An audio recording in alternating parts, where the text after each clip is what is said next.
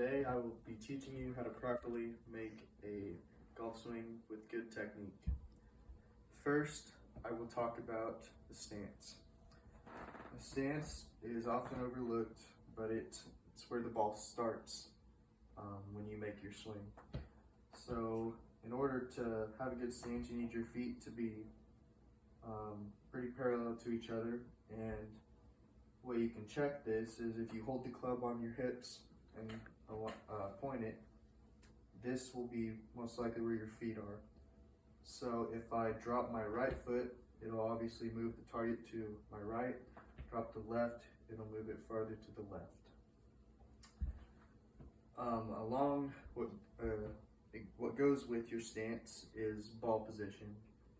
So your longest club, your driver, will be off your left foot or your front foot. If you're a lefty, it'll be off your right foot. So your longest club will be here. Your 7-iron, which is the club that's like right in the middle, will be in the middle of your stance. And your shortest, which may be your sand wedge or your lob wedge, will be off the back.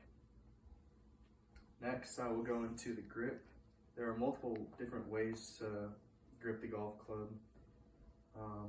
Some people interlock, overlap, or they do a baseball grip.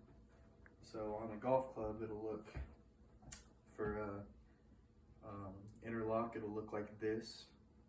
For an overlap, it'll kind of look like that.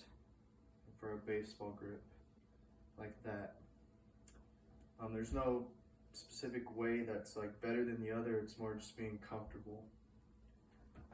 So now I'll move into the actual golf swing. The first and maybe most important part is the takeaway. And when you're doing your takeaway, you want to feel like you're going straight back with your body.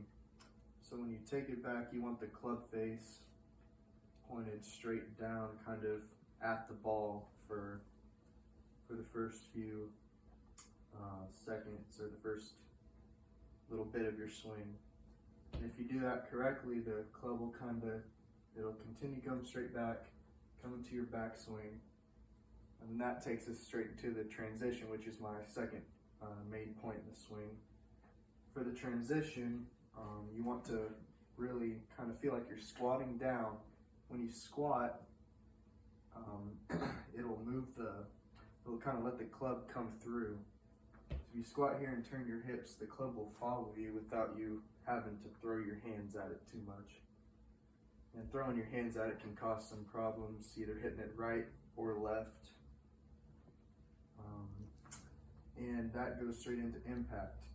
Now there are multiple different ways you can kind of look at impact. You can kind of be more stiff with it and be like super handsy if you're not too flexible or something. But if you want to hit it farther, it's important that your hips are turned, your belt buckle is pointed at your target. And if you do it right and sync everything up, the club face and the belt buckle will kind of come into one at the end. And in conclusion, for my speech, I'll go over the main points.